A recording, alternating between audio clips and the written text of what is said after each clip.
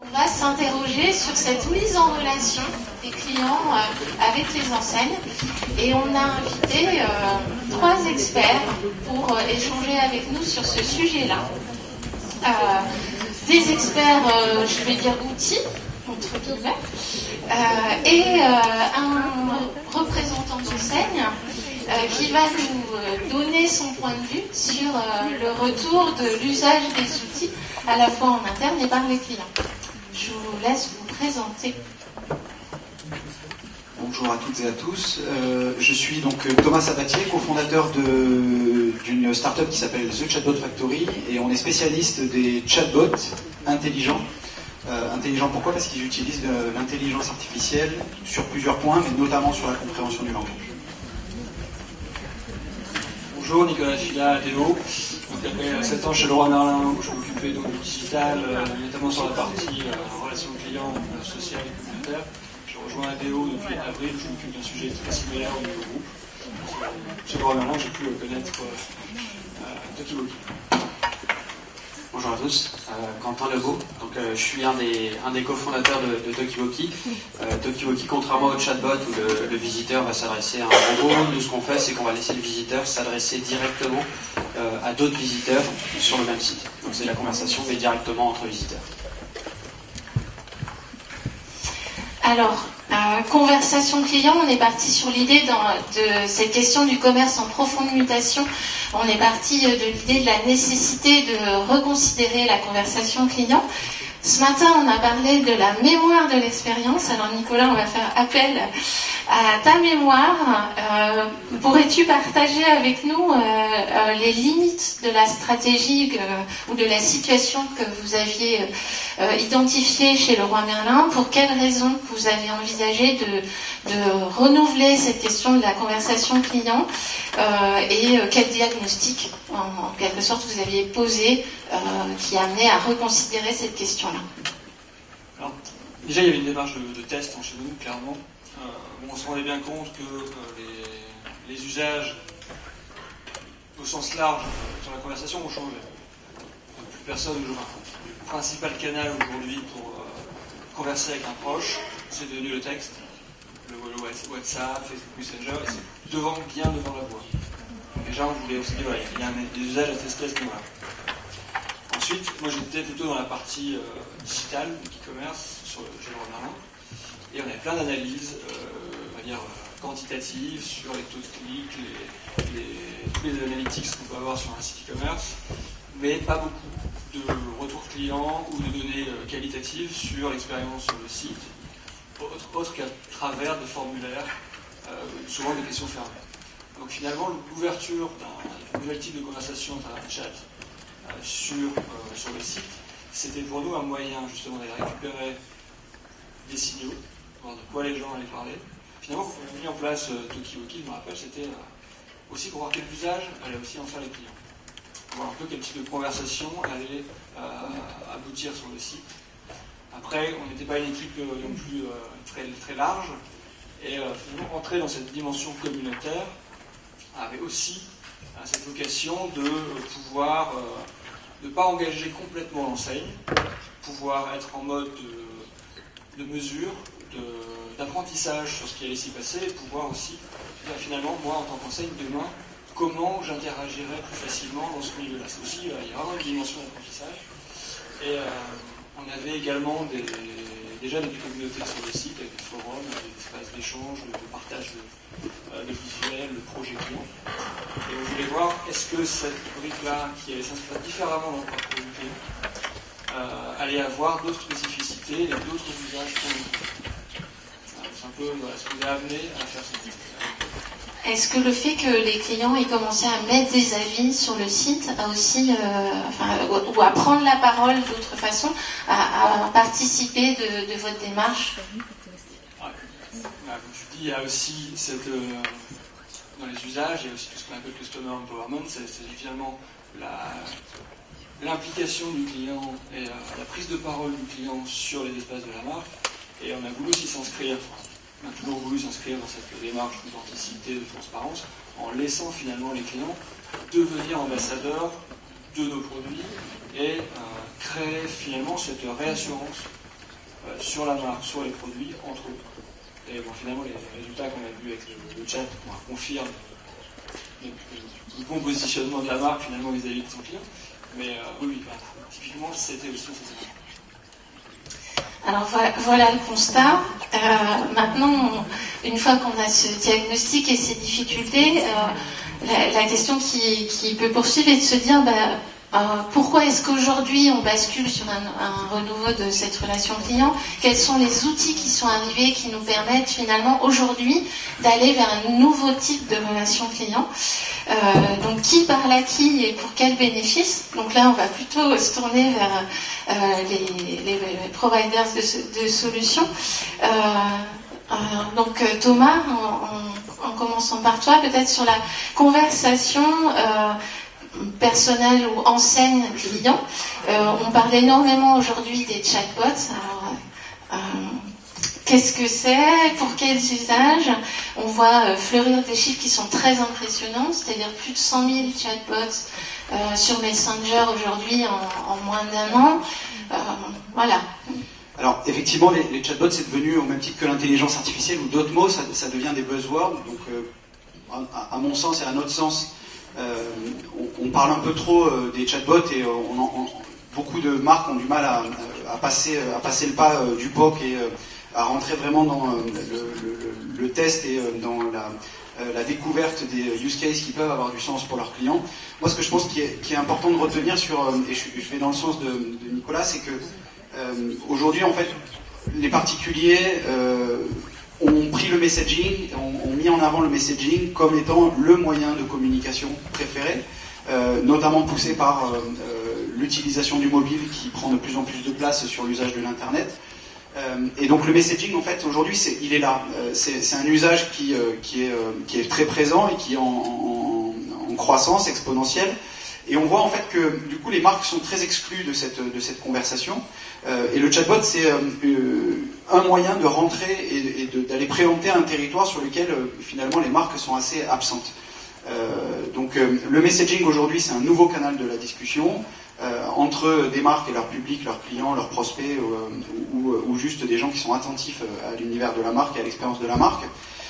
Et le chatbot en fait est un petit outil qui vient répondre à des enjeux donc conversationnels qui sont assez importants et assez difficiles à prendre en compte pour les marques, puisque forcément la conversation, ça nécessite d'avoir un interlocuteur en face, et ça nécessite du coup d'avoir quelqu'un qui puisse répondre aux questions, ce qui est au niveau des marques très compliqué à industrialiser et à mettre en place, puisque ça coûte très cher d'avoir des gens qui répondent à des questions. Ça c'est ma vision après des bots et je pense que Tokiwoki a une vision un peu complémentaire sur le sujet.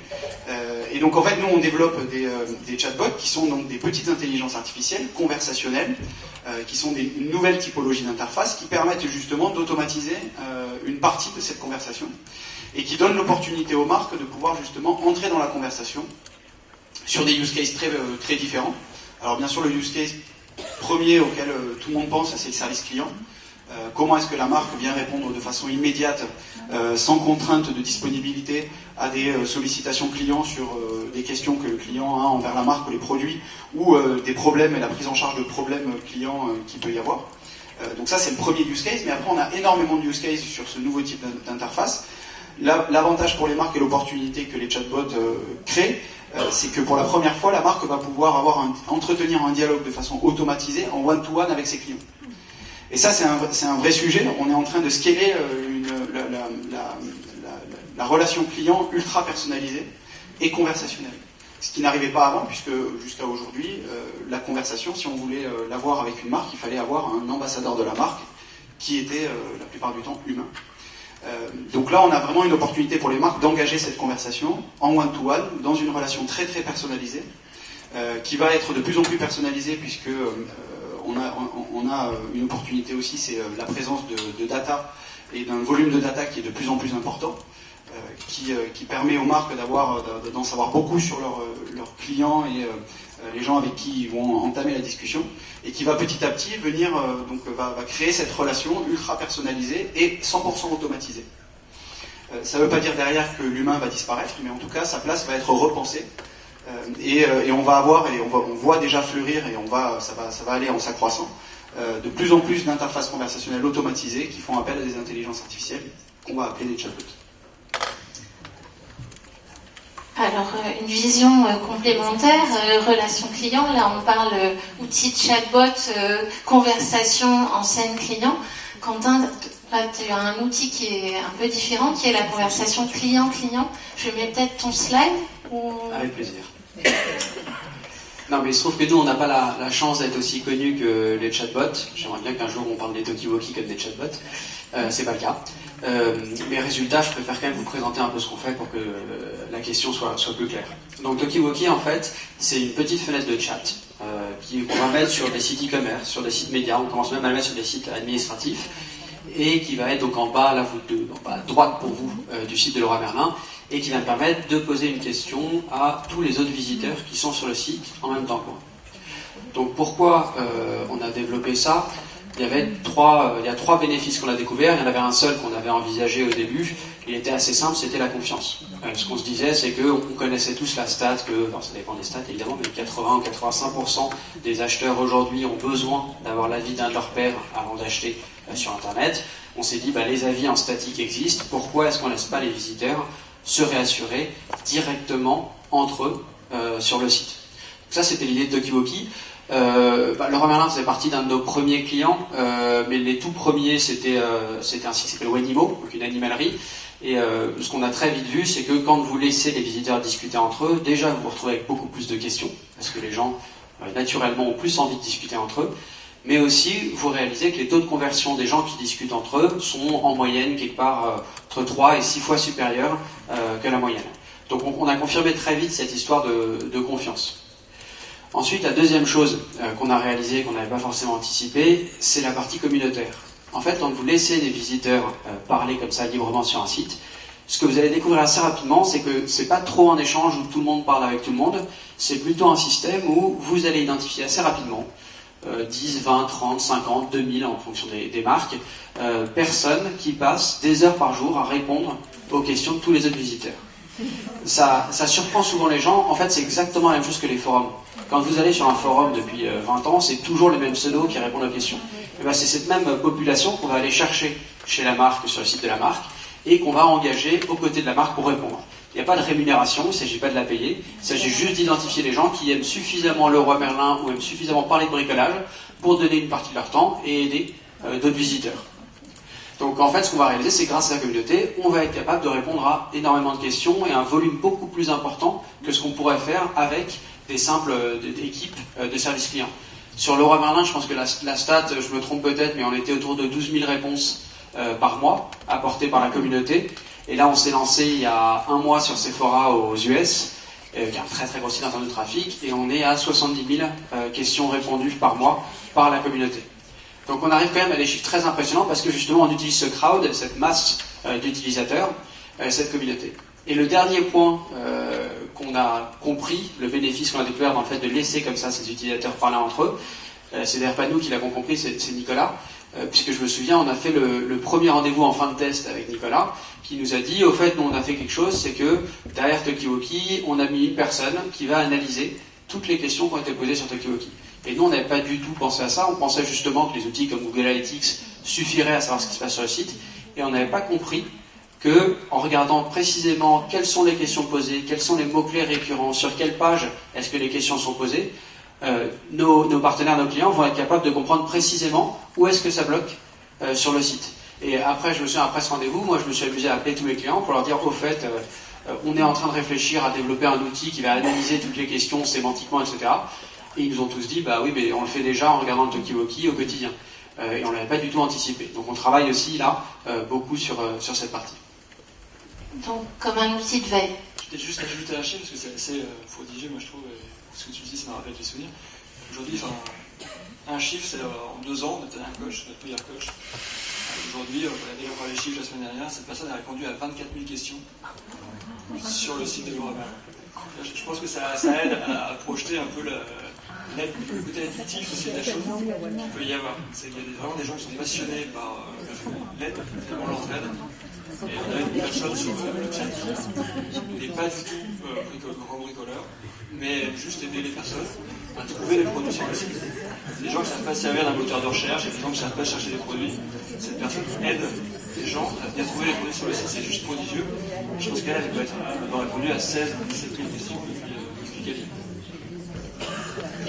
Alors une fois qu'on a présenté ces deux solutions-là et puis la vision enseigne, quel est votre point de vue sur la complémentarité, les synergies qu'on peut trouver entre d'une part un chatbot et d'autre part un talkie-walkie? Thomas? Alors, en fait, la complémentarité, elle est pas au niveau des solutions, je pense qu'elle est au niveau des technologies. Et en fait, on va plutôt parler de la complémentarité entre l'humain et la machine. On ne pourra jamais remplacer l'humain, en tout cas pas dans un futur proche, j'espère. Donc on va toujours avoir besoin de l'humain, et d'ailleurs tous les chatbots ont besoin d'humains pour progresser, et on a toujours besoin d'avoir des humains qui viennent alimenter l'intelligence des chatbots. Donc sur ce point, effectivement, il y a toujours cet aspect communautaire que nous on viendra jamais remplacer, puisque nous on est plutôt dans le développement d'un outil qui va permettre à la marque de discuter en direct avec son client ou son utilisateur. Alors que sur la partie talkie-walkie, on est plutôt en train de travailler une communauté qui va se construire autour de la marque. Donc je pense que les deux sont excessivement complémentaires. On est effectivement dans le même univers qui est la conversation entre les marques et leur public. Et je pense qu'effectivement ces deux axes, à la fois très centrés sur l'humain et sur la capacité de l'humain à s'entraider, et aussi sur des outils qui permettent d'automatiser une certaine partie de la conversation, sur plutôt des aspects de marque propres à la marque, et sur lequel en fait l'humain a peut-être un peu moins de plus-value ou de valeur ajoutée.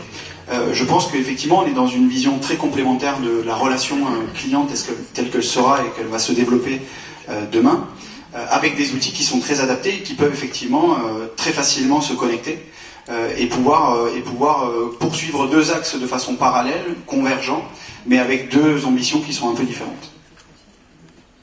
Oui, peut-être juste ce que je vais ajouter, c'est qu'avec pour avoir un chatbot, il faut avoir une base de connaissances. Il faut avoir suffisamment de matière pour nourrir le chatbot. Et finalement, aujourd'hui, si on prend l'exemple du chat communautaire, on a toute cette masse de questions qui sont posées tous les jours. Aujourd'hui, c'est à peu près 500 questions qui sont posées sur le chat, sur le site de Leroy Merlin.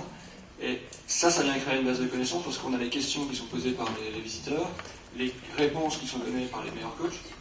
Et finalement, on est en train de créer cette base qui demain pourrait être absorbée par un chatbot.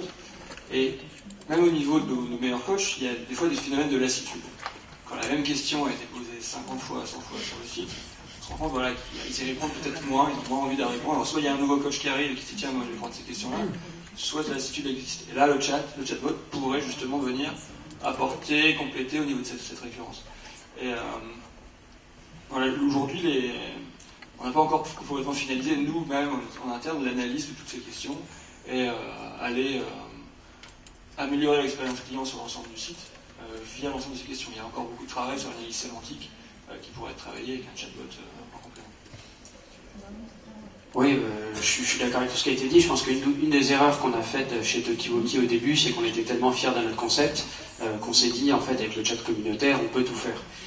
Et puis plus on avance, plus justement on a commencé à voir ces phénomènes de lassitude, ou tout simplement des questions auxquelles la communauté n'est pas capable de répondre parce qu'elle n'a pas l'information fondamentalement. Donc un des gros axes de développement de 2017, ça a été de créer un petit système qui nous permet donc justement d'identifier toutes les questions récurrentes, d'ailleurs permettre à la personne qui utilise le talkie-walkie sur son site directement de voir en live les questions montées et de les rajouter à ce que nous on appelait un chatbot.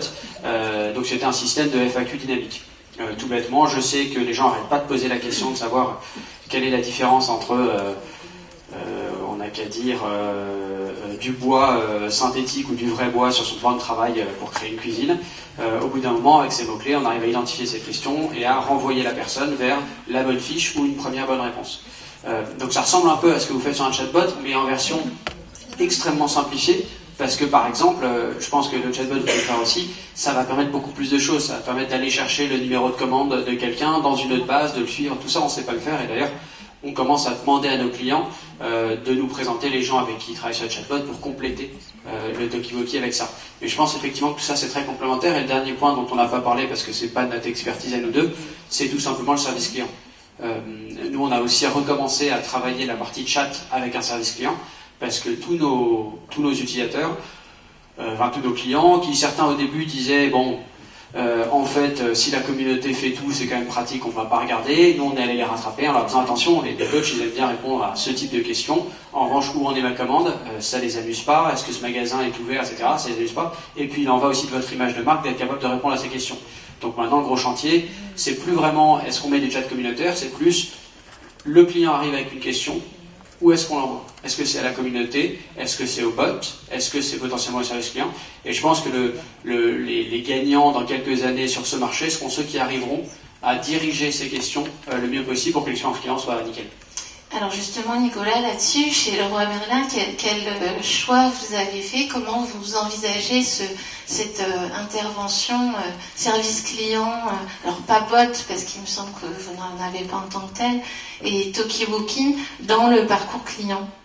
Alors, tout à l'heure, on parlait des usages, et il y a aussi deux sujets qu'on n'a pas évoqués, mais qui sont importants. C'est alors déjà d'une part, quand on regarde les études, on se rend compte que les clients, ce qu'ils veulent, c'est être autonome. Donc, le développement du self-care, c'est aujourd'hui, un premier moyen d'information, c'est Google. Je tape dans Google, je cherche l'info en direct. Ensuite, mon deuxième moyen, ça va devenir, ça va être un chat ou ça va être du messaging. Et le téléphone, ça arrive vraiment dans les 6e ou 7e positions quand on interroge les clients sur la manière dont ils veulent récupérer l'information. Donc, il y avait un article intéressant sur tout ce qui est effortless relationship. C'est-à-dire, finalement, sur des questions basiques, moins j'ai de points de contact avec l'enseigne, plus je suis satisfait de ma relation avec l'enseigne. Ce qui est assez antinomique, mais qui prouve bien le changement des mentalités. Donc, on a cette volonté d'aller créer un maximum de self-care pour répondre, on va dire, aux 80 des questions les plus fréquemment posées, sur lesquelles on veut rendre autonome nos clients. Donc, ça, le chat nous permet d'aller identifier aussi, finalement, les questions les plus fréquemment posées, celles sur lesquelles on a des réponses mais qui ne sont pas mises en avant sur le site, sur lesquelles on a des efforts à faire. Et ensuite, dire, alors, on va être dans un mode self-care, un mode semi-assisté ou communautaire avec du chatbot ou de la communauté. Et finalement, on voit aussi que voilà, même le chat communautaire nous montre les questions auxquelles les coachs ne savent pas répondre. Soit parce que ça demande une expertise produit que seul un chef de produit ou une marque va pouvoir délivrer, soit parce que ça demande d'avoir accès à des informations confidentielles du client, ou alors, auquel cas, c'est notre relation client qui peut y accéder, éventuellement un chatbot, mais voilà, on arrive à graduer finalement ces étages de conversation et la manière dont on va délivrer la réponse. Alors, je vais compléter très simplement en disant qu'effectivement on a la possibilité d'avoir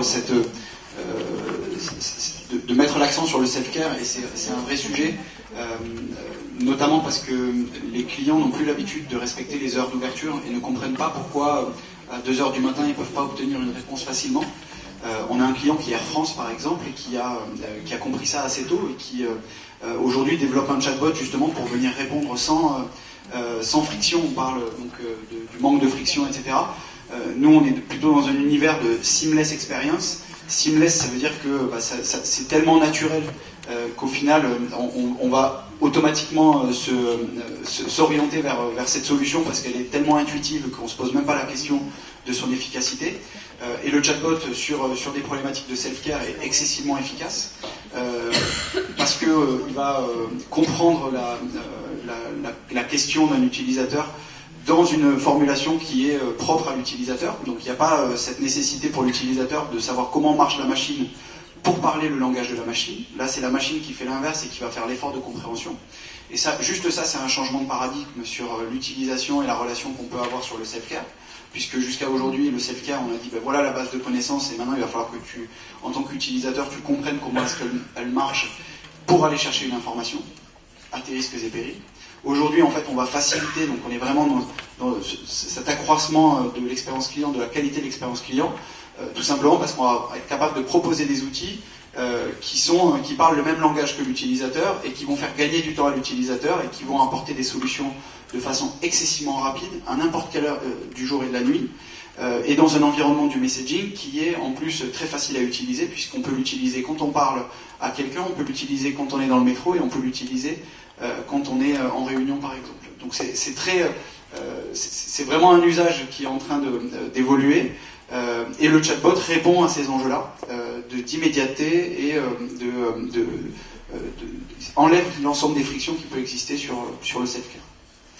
Alors, pour prendre un autre volet, pour les chatbots, on parle parfois de chatbots intelligents, mais parallèlement, on s'est tous amusés à faire des blagues au chatbot pour voir s'il allait réussir à nous répondre, et on est tout content quand on arrive à le coller. Donc, est-ce qu'on peut peut-être échanger ensemble sur cette idée de chatbot linéaire, non linéaire? Qu'est-ce que ça veut dire? Qu'est-ce qu'il y a derrière en termes d'intelligence, entre guillemets? Alors, effectivement, il y a déjà un point à éclaircir sur les chatbots.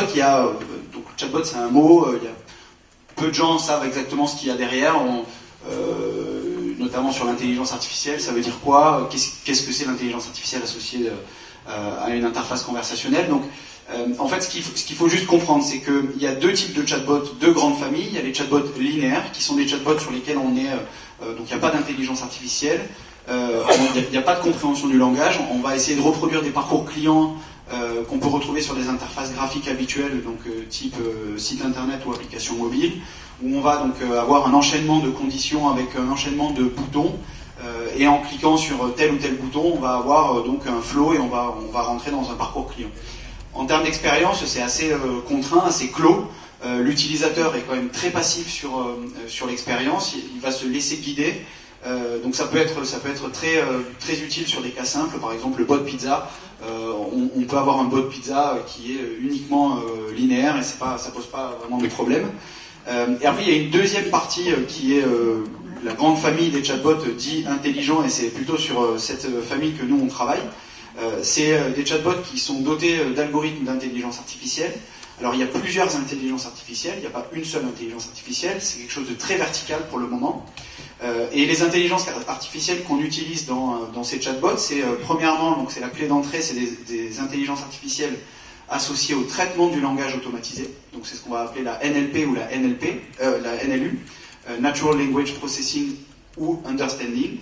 C'est le traducteur qui va permettre de comprendre n'importe quel input utilisateur en texte ou en voix, et de le traduire dans un langage qui est compréhensible par des algorithmes et par la machine. Ce qui va nous permettre après derrière, exactement comme quand on tape une recherche dans un champ de recherche ou qu'on clique sur des boutons, on va avoir un certain nombre de critères qui vont servir à faire des requêtes dans un système d'information, dans une base de données ou une base de connaissances. Donc ça, c'est la première intelligence artificielle qu'on va implémenter sur les chatbots, et c'est les chatbots qu'on va appeler non linéaires.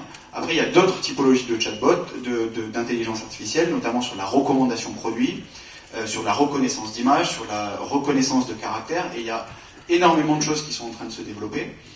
Et en associant l'ensemble de ces briques technologiques, on peut avoir des chatbots qui sont de plus en plus intelligents.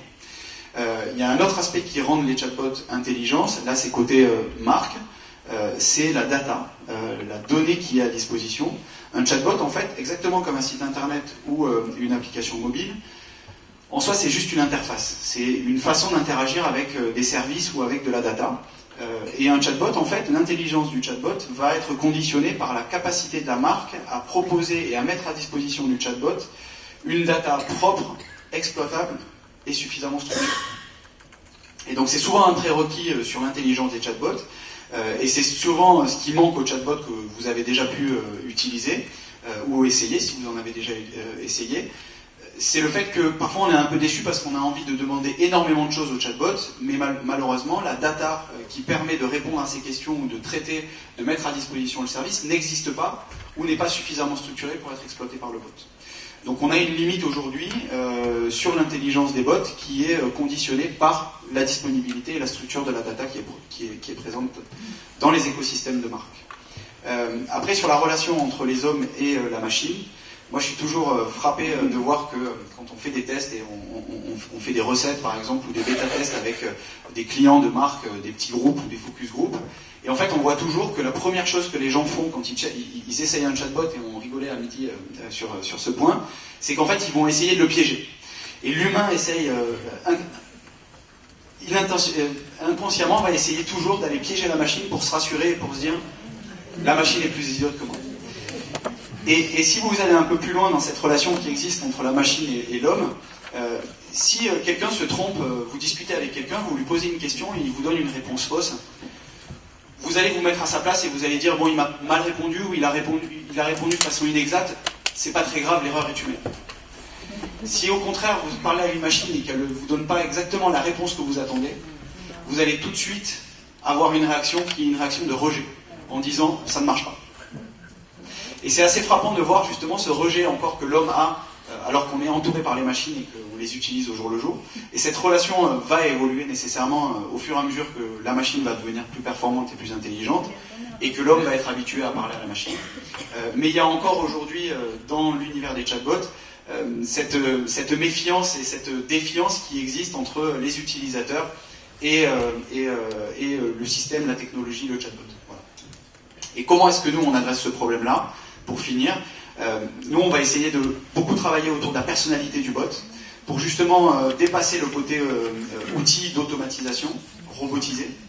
Et on va essayer justement de travailler sur des périphériques à la conversation et donner une vraie personnalité au bot, pour essayer d'aller provoquer de l'émotion et aller chercher un petit peu l'humain sur son territoire qui est un territoire d'émotion. Et donc on va essayer de donner une personnalité assez marquée au bot, donc ça veut dire dans son comportement, dans la tonalité qu'il va avoir dans ses dialogues, dans le champ lexical qu'il va pouvoir avoir, mais aussi dans tous les périphériques à la conversation qu'il va pouvoir gérer. Est-ce que le chatbot a de l'humour? Oui, il peut avoir de l'humour. Est-ce qu'il peut gérer du tutoiement et du vouvoiement? Oui, il peut le faire. Est-ce qu'il peut répondre à des questions qui n'ont rien à voir avec le sujet pour lequel il est fait? Oui, et on est en train de travailler sur des briques justement qui permettent au bot de répondre à des questions qui ne sont pas forcément ce pourquoi il a été conçu. Et c'est comme ça qu'on arrivera à démocratiser les chatbots et à en faire un outil dans lequel l'humain va pouvoir avoir confiance.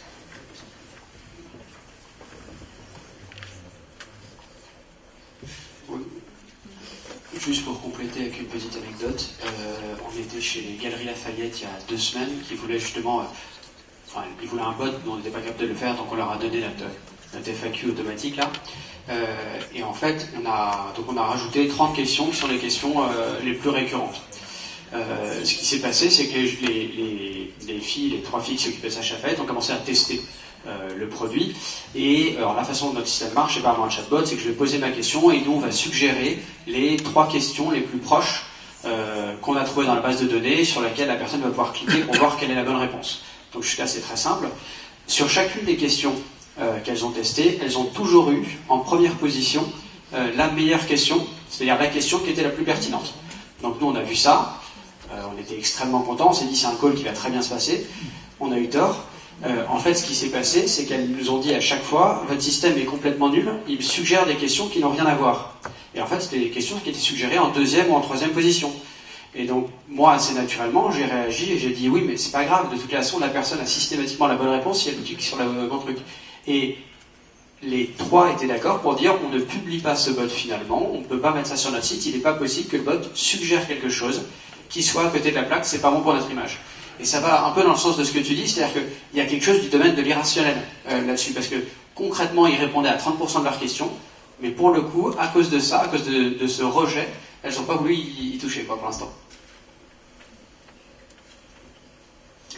Alors, pour élargir l'approche, on peut échanger maintenant peut-être sur l'aspect bonne-mauvaise pratique de ce renouvellement de la conversation client. Alors peut-être un point que tu peux continuer à aborder, Quentin, c'est peut-être les avantages ou les dangers de donner la libre parole au client. Parce qu'on a vu que dans le système Talkie-Walkie, c'est le client parle au client. Et donc, quel avantage, mais aussi peut-être quel danger de libérer cette parole que l'on donne au client. Je vais juste intervenir dessus parce que Ouais.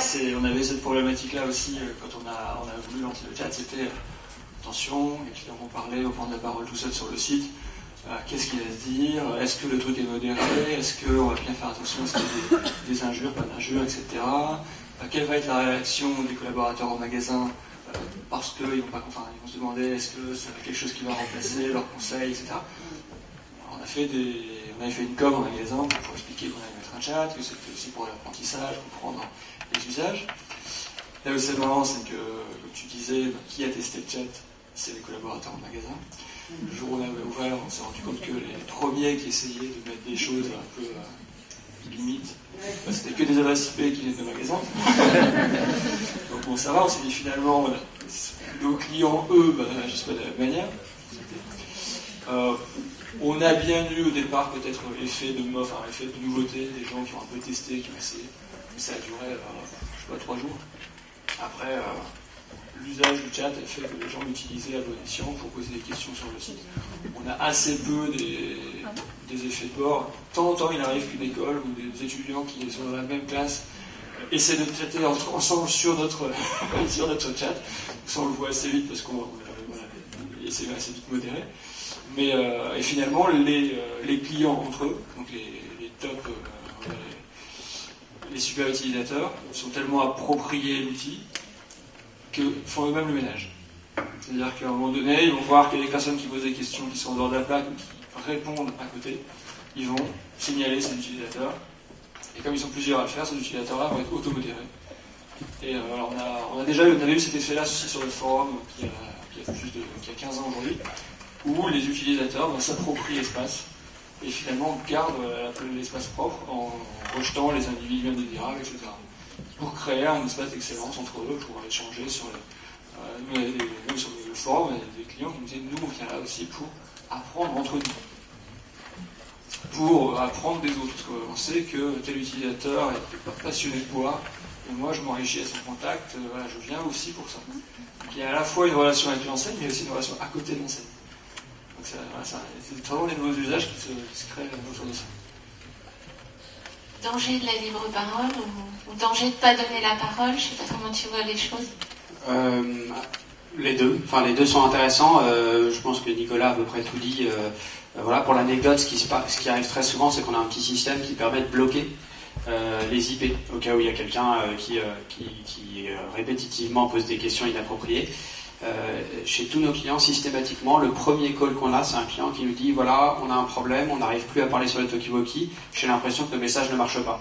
En fait, c'est quelqu'un de leurs équipes qui s'est amusé à ce qu'on dit donc troller le Talkie-Walkie, donc à mettre des trucs totalement inappropriés. Ils l'ont bloqué, et en faisant ça, ils ont bloqué leur propre IP, donc l'intégralité de leurs collaborateurs ne peuvent plus utiliser Talkie-Walkie.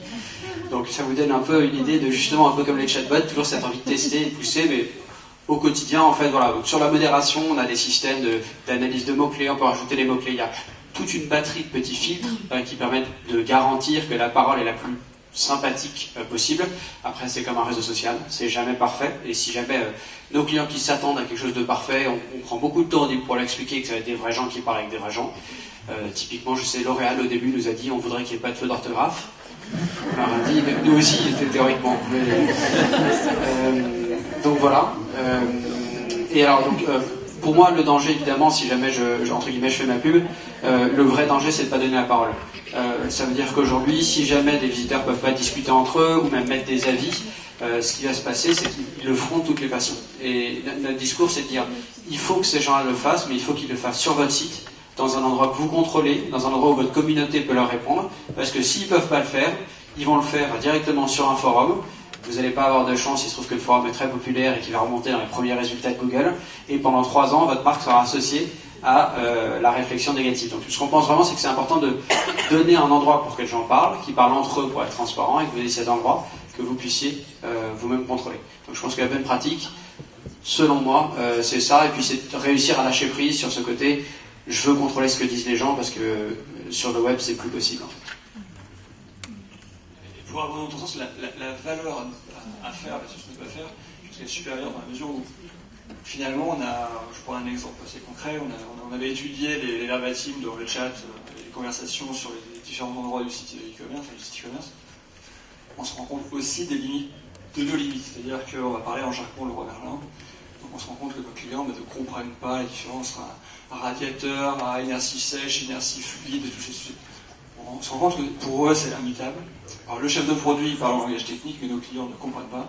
Et finalement, quand moi je vais voir un chef de produit en disant tu sais c'est compliqué tes explications, c'est juste mon avis. Quand c'est des clients qui explique que c'est compliqué. Finalement, le client, c'est le juge de paix, c'est lui qui a raison. Donc, ça nous permet aussi de repenser aussi l'approche en langage client, toute la navigation sur le site. On a même des exemples encore plus concrets, c'est sur le tunnel de commande. Voilà, on se rend compte qu'il y a quand même beaucoup de questions, les clients ne comprennent pas comment on paye en 3 fois sans frais. Bon, voilà. Si à partir du moment où on répond à ça, on augmente les paniers, on augmente la conversion, et donc il y a vraiment aussi un retour sur investissement qui est direct et facile. Oui, il y a un aspect qui m'intéresse, c'est vraiment l'ultra-personnalisation de la relation entre la marque et ses publics. L'aspect communautaire, justement, on travaille autour d'ambassadeurs de marques qui vont essayer d'apporter leur savoir et leur savoir-faire et leur connaissance au reste de la communauté, donc on est sur des valeurs de partage.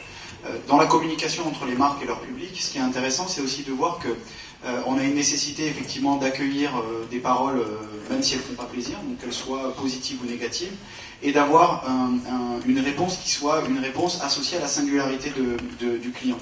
Et c'est aujourd'hui des enjeux sur l'avenir qui sont très importants à prendre en charge, à comprendre au niveau de la marque. C'est que vous avez une marque avec une expertise, peut-être un catalogue produit, mais vous avez une typologie de client qui est excessivement hétéroclite, très différente, qui n'attend pas forcément les mêmes choses et qui doit être compris.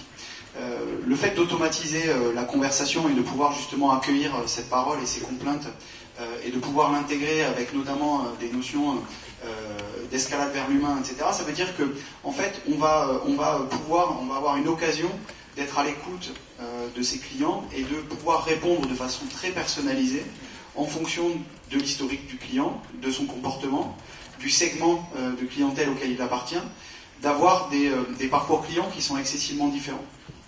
Et par exemple, c'est quelque chose qu'on est en train de tester avec Air France, on est sur la thématique des bagages, ce qui peut être excessivement anxiogène. Avant le voyage, on ne sait jamais ce qu'on a le droit d'amener, ça change tous les 6 mois et on ne sait jamais ce qu'on a le droit d'amener.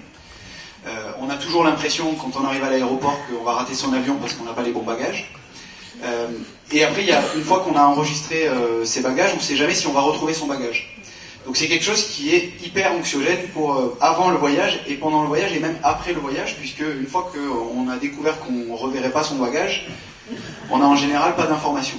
Et donc ça, en fait, il y a une typologie assez hétéroclite de voyageurs. Il y a des voyageurs qui ont l'habitude de voyager, il y a des voyageurs qui ne savent pas voyager, il y a des gens qui voyagent que 2 fois par an. Et en fait, toute cette singularité doit être prise en charge avec des process qui sont très très différents. On va voir par exemple qu'un voyageur très fréquent va apprécier la disponibilité de l'interface et du chatbot pour répondre à des questions simples. Il connaît déjà tous les process et lui, ce qu'il veut avoir, c'est des informations précises sur son expérience parce qu'il est déjà habitué aux problèmes qu'on peut avoir ou il a déjà une connaissance particulière.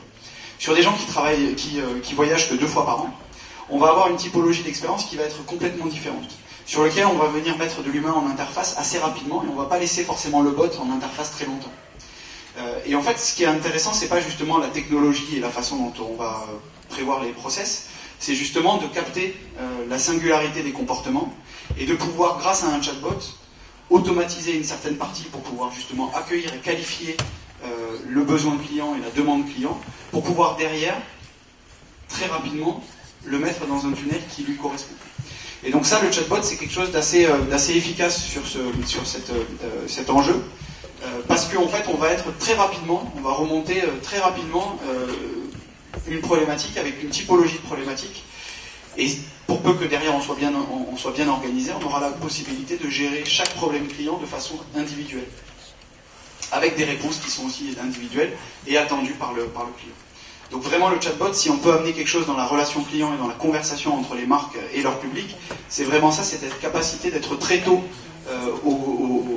à la base du problème et pouvoir derrière avoir détecté la typologie de problème et détecter derrière la façon dont on va le régler et ce qui est attendu surtout par l'utilisateur. Alors, dernière question avant de passer la parole à la salle. Si on parle KPI de ces solutions, comment vous envisagez les choses? Qu'est-ce qu'on peut avoir comme indicateur là-dessus? Nicolas, peut-être, qu'est-ce que tu suis? Oui, on suit forcément des KPI sur la partie transactionnelle et l'apport que ça peut avoir sur la ça c'est occupé. Mais après, au-delà de ça, il y a un KPI qui est fondamental, c'est sur la satisfaction client. Et finalement, est-ce qu'on est en train de créer de la satisfaction client ou de la dégrader? Et finalement, si demain on met c'était aussi un des enjeux du test sur le chat communautaire et sur toute la démarche conversationnelle via le chat, se dire qu'est-ce qu'attend mon client, est-ce que ça apporte une réponse, est-ce que ça lui apporte de la satisfaction ou pas. Et si voilà, les tests ont été probants, mais si le chat avait apporté de la satisfaction à une majeure partie de nos clients, on l'aurait vendu. Or, c'est pas le cas aujourd'hui. Il apporte de la valeur, il crée même de la confiance envers la marque, donc on le laisse. Après, ce qu'il apporte en termes de conversion, tout ce qu'on va mesurer, il y a ce secondaire. Mais voilà, c'est comment on l'inscrit dans ce parcours, dans l'ensemble du parcours client, et on puisse mesurer à chaque fois les différentes étapes, le degré de satisfaction. Il y a peut-être une chose à ajouter. Aujourd'hui, on se lance sur le marché anglais, et c'est des gens qui sont littéralement obsédés par le ROI. En tout cas dans leur façon de procéder, ils font un test et au bout d'un mois, il faut qu'ils voient exactement combien ils ont payé et quel a été l'argent qui a été mis en face. Donc on n'est pas toujours sur des logiques un peu ouvertes comme celle de Nicolas. Et donc nous, on s'est vachement posé la question de comment est-ce qu'on arrive à mettre des KPI en place quand on est en train de créer une communauté, voilà, et surtout en un mois. Et donc une autre chose qu'on s'est mis à regarder, c'est par exemple, on va compter le nombre de bugs, le nombre de problèmes qu'on a réussi à identifier en analysant les discussions. Et ça leur permettrait, voilà, on peut leur dire, on va regarder, là on a compris que par exemple, le paiement en 3 fois sans frais, les gens ne comprenaient pas, combien de personnes chez vous payent en 3 fois sans frais, 10%, je pense que grâce à ça on arrive à avoir 12%, ces 2% ça représente quoi? Et donc finalement là aussi on a fini par se rabattre sur quelque chose auquel on n'avait même pas pensé au début, qui est comprendre ce qu'il y a dans la tête du visiteur, du client, en regardant ce qu'ils se disent entre eux. Alors, sur les chatbots, en fait, le chatbot, il faut le considérer comme une nouvelle typologie d'interface. Donc, on va pas avoir un KPI en particulier ou des KPI qui vont avoir du sens dans tous les univers. Souvent, on me dit, mais finalement, le temps de conversation, c'est un KPI qui est assez intéressant puisque plus l'utilisateur va converser avec le bot, ça veut dire qu'il va être dans une situation où il se sent bien et derrière, donc c'est un indicateur de satisfaction. Nous, en fait, on répond très simplement, ça dépend. Si on est sur du support client, moins on va mettre de temps à résoudre la problématique client, mieux c'est. Donc plus le temps va être court, mieux ce sera. Si par contre on est dans une expérience de marque où on va raconter un produit, où on va essayer justement d'être dans la recommandation et de créer une conversation qui peut durer un peu plus de temps, là ça va avoir du sens de regarder cet indicateur en disant, ben voilà, on arrive à retenir les gens assez longtemps sur notre chatbot. Je rejoins Nicolas sur le KPI universel sur l'ensemble des interfaces, c'est la satisfaction client. Nous, on a des use cases très très différents. L'objectif, c'est simplement de voir si oui ou non on a créé de la valeur pour l'utilisateur, et on se compare toujours aux autres typologies d'interfaces que sont les interfaces graphiques. Et on approche toujours le problème en se disant, est-ce que le chatbot a été plus efficace qu'une interface graphique? Et c'est toujours le KPI nous qu'on regarde, en tout cas c'est toujours la question qu'on se pose avec nos clients, c'est de se dire qu'est-ce que mon bot a amené par rapport à ce qui était aujourd'hui présent et au périmètre qui était aujourd'hui déployé. Et on voit qu'en fait la réponse n'est pas forcément toujours positive. On a des clients qui viennent avec des use cases parce qu'ils réfléchissent comme s'ils créaient une appli mobile ou un site internet. Et c'est très difficile, et c'est un des challenges nous qu'on a aujourd'hui avec nos clients, c'est de les convaincre que ça ne marchera pas, parce que c'est pas des situations ou c'est pas des chatbots ou des use cases qui apportent de la valeur par rapport à ce qui existe déjà. Et nous, ce qu'on essaye vraiment de faire, et la discussion, la majeure partie de la discussion qu'on a quand on parle de chatbot avec nos clients, c'est réfléchissez bien à votre utilisateur et à la valeur que vous allez créer avec cette nouvelle interface. Sur de la FAQ, la valeur a pu être prouvée puisque c'est évident, ça va beaucoup plus vite de répondre à des questions avec un chatbot qu'avec une FAQ type site internet ou appli mobile. Sur d'autres sujets, notamment sur le transactionnel, la recommandation produit, toute la relation client, le suivi commande sur des sites e-commerce, etc. C'est toujours un challenge pour nous de pouvoir réinventer. Je vais prendre un exemple sur les cosmétiques. Tout l'univers des cosmétiques est en train de se demander comment est-ce qu'ils vont pouvoir créer des chatbots qui ont du sens pour leurs clients. Tout le monde est parti sur le coach, parce qu'ils rêvent tous d'avoir un coach cosmétique qui remplace l'humain, qui remplace limite la marque et tout le monde. Nous, on leur dit que c'est pas possible. Par contre, il y a des choses que le bot peut très bien faire. C'est par exemple un diagnostic peau, un diagnostic cheveux, un diagnostic sur la crème solaire que je vais devoir mettre. On a l'opportunité, grâce à notamment des algorithmes de recommandation un peu poussés qui utilisent des réseaux de neurones et de l'intelligence artificielle, on a la capacité en fait de faire des diagnostics assez rapides, très efficaces, aussi pertinents, voire plus pertinents que des diagnostics qui sont assez longs et douloureux, qui peuvent être présents sur des sites internet. Donc là, on est en train d'apporter de la valeur parce qu'en 3 ou 4 questions, on est capable d'avoir la même recommandation et la même qualité de recommandation qu'un formulaire sur un site internet qui va comprendre une quinzaine de champs. Donc là, on apporte de la valeur. Et après, derrière, c'est quelle expérience je crée pour justement améliorer la vie de mon consommateur dans l'univers de ma marque. Et donc sur la recommandation de produits, par exemple, est-ce que je peux apporter de la valeur? Oui, on peut en apporter, notamment avec des algorithmes de recommandation et des nouveaux modèles de recommandation.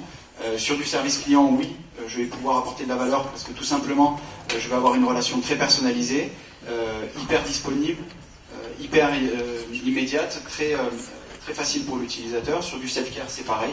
Donc voilà, le chatbot aujourd'hui doit toujours se poser la question de est-ce que je suis plus efficace que ce qui existe aujourd'hui. Question. Suite à ces présentations d'outils, ces témoignages, des éléments sur lesquels vous souhaiteriez poursuivre l'échange. Bonjour, j'aurais juste voulu savoir pour les gros contributeurs, est-ce que vous avez décidé d'avoir une politique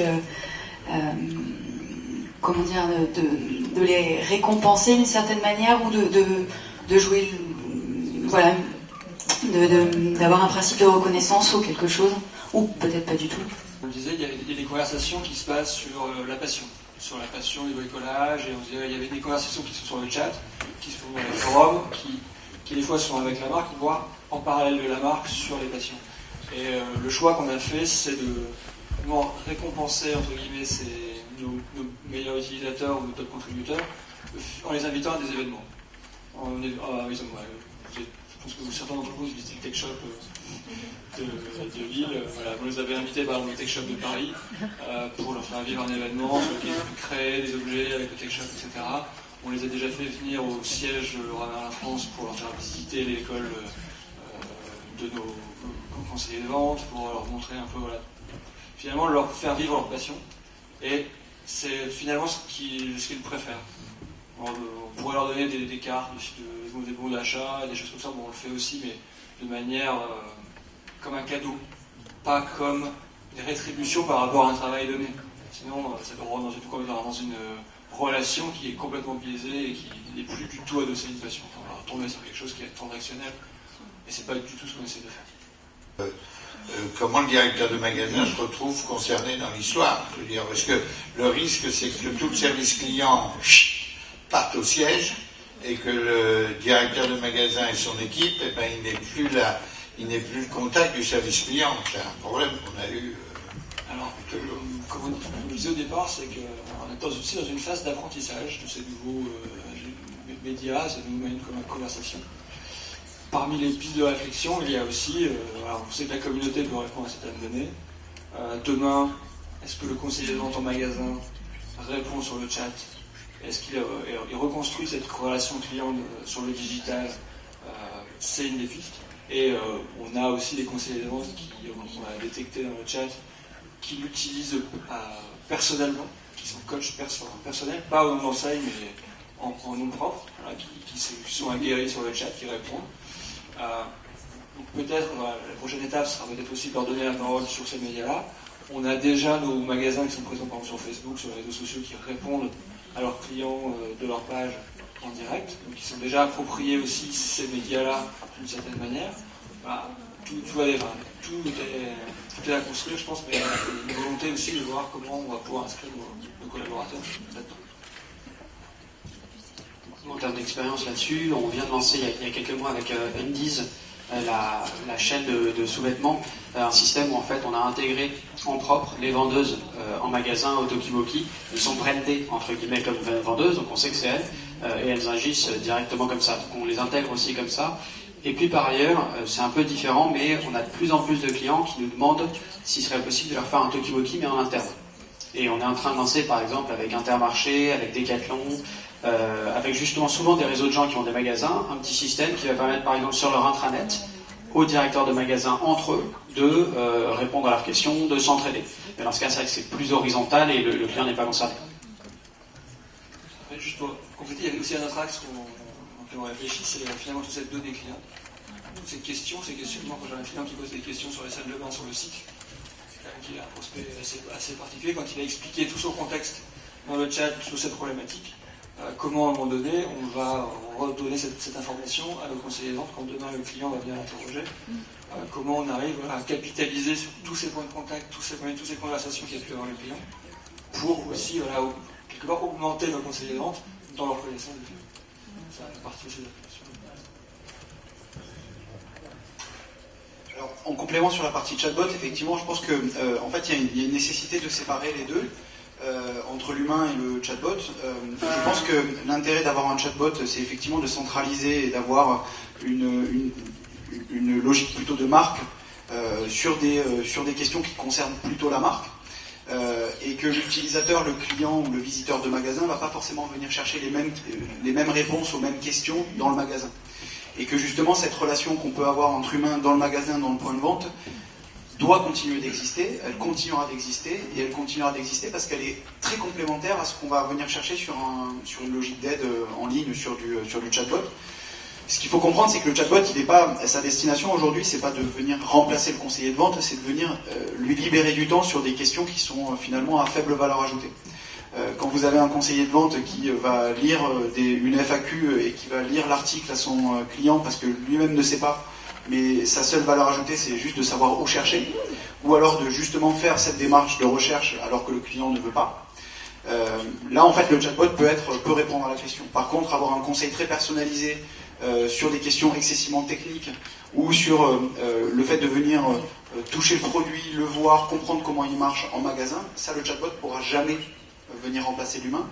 Et donc c'est là où je pense que les deux peuvent cohabiter très facilement et que justement le chatbot va permettre de libérer du temps aux gens en magasin, à la force de vente, pour se consacrer à des tâches ou à une relation client qui a beaucoup plus de sens parce que justement elle est beaucoup plus complexe et basée sur des éléments qui prennent en compte beaucoup plus de paramètres que ce que ne peut prendre en compte le chatbot.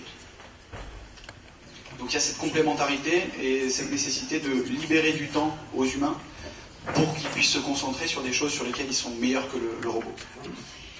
Pour les entreprises qui sont dans une stratégie omnicanal, comment faire gagner du temps à ces collaborateurs justement par le biais de cet outil, à savoir, puisque pour moi j'ai deux questions en fait.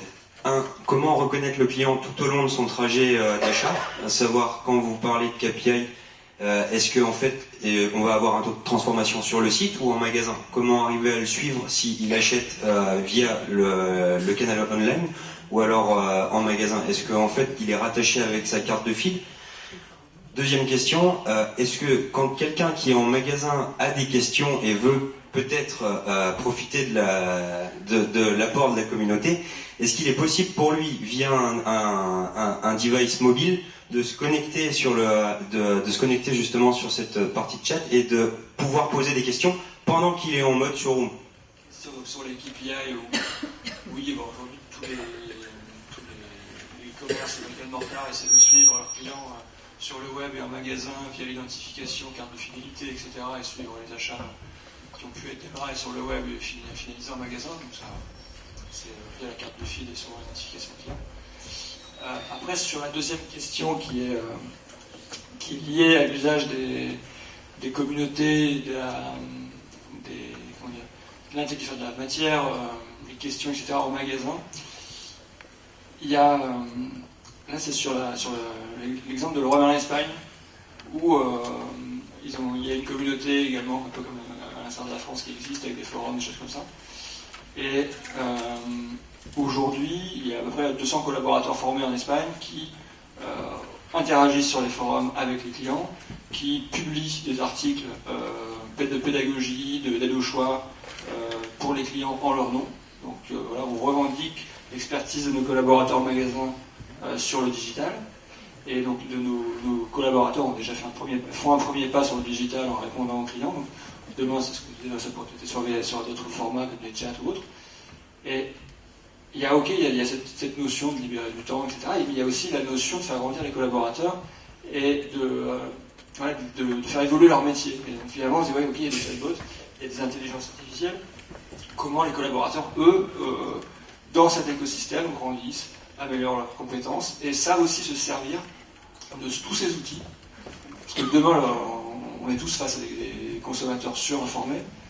Donc, il faut aussi que nos collaborateurs en magasin soient informés et sachent utiliser l'information aussi bien qu'un chatbot, aussi bien que d'autres outils pour répondre aux clients.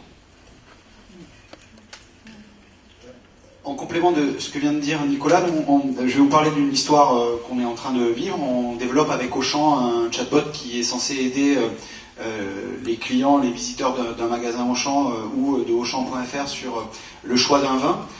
En fait, le constat a été assez simple, c'est que en magasin, quand vous voulez, ou alors quand vous êtes devant votre ordinateur, choisir un vin, c'est toujours très compliqué, parce que c'est un monde qui est excessivement opaque. Il y a les gens qui savent et puis il y a les autres. Et c'est vrai qu'en magasin, ils ont remarqué que dans le comportement des gens quand ils étaient dans le rayon vin, c'est qu'ils se fient à des choses qui n'ont pas forcément d'importance sur le choix du vin. Potentiellement, ils sont mécontents du choix du vin et ils vont dire que Auchan n'est pas très bon sur le rayon vin parce qu'ils vont choisir des choses qui ne vont pas forcément avec le plat ou avec le dîner qu'ils sont en train de préparer. Et en plus, il y a une difficulté pour les magasins d'organiser un conseil dans le rayon, puisque c'est très compliqué d'avoir un sommelier qui est sur l'ensemble des plages d'ouverture du magasin, va pouvoir venir conseiller et apporter de la valeur à l'utilisateur, au visiteur. Donc ce qu'ils ont fait, c'est qu'ils nous ont demandé de travailler sur un chatbot, qui est un chatbot sommelier, et qui va venir conseiller et prendre le relais sur justement ce trou dans la raquette, pour venir conseiller un utilisateur, l'utilisateur du bot, dans son choix de vin. Et ça peut se faire soit en préparation de la visite, ça peut se faire devant son ordinateur quand on est en train de naviguer à 2h du matin sur un site et qu'on est en train de refaire sa cave. Et ça peut aussi se faire à n'importe quel moment dans le magasin quand on est face au rayon et qu'on est un peu perdu et on se dit « Mon Dieu, qu'est-ce que je vais pouvoir accorder comme vin avec ma blanquette de veau ce soir ?»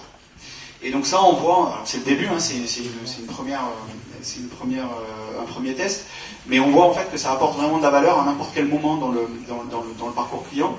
Et ce qui est intéressant aussi du côté d'Auchan, c'est qu'on va aussi comprendre comment les gens choisissent le vin.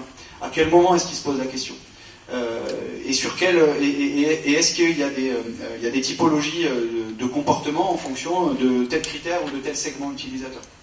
Et peut-être on va voir que dans le magasin d'Anglo, les gens qui utilisent le bot ont entre 20 et 30 ans et sont plutôt amateurs de vin blanc léger. Et ça nous permettra derrière, justement toujours dans la personnalisation de cette relation de marque, de pouvoir apporter du conseil aussi en push et de venir conseiller et inspirer, peut-être sur d'autres univers aussi du magasin, les utilisateurs du bot, et pouvoir avoir une démarche vraiment d'offres commerciales personnalisées. Donc on est aussi dans une relation qui se construit avec l'utilisateur, sur une base qui est qu'il n'y a pas de conseil dans le rayon vin, et qu'on va utiliser cette opportunité pour venir recréer et construire une relation de marque qui est très différente et qui est inexistante aujourd'hui sur ce point. Bon, maintenant il n'y aura plus d'excuses pour que le vin ne soit pas assorti au plat. Merci pour ces échanges et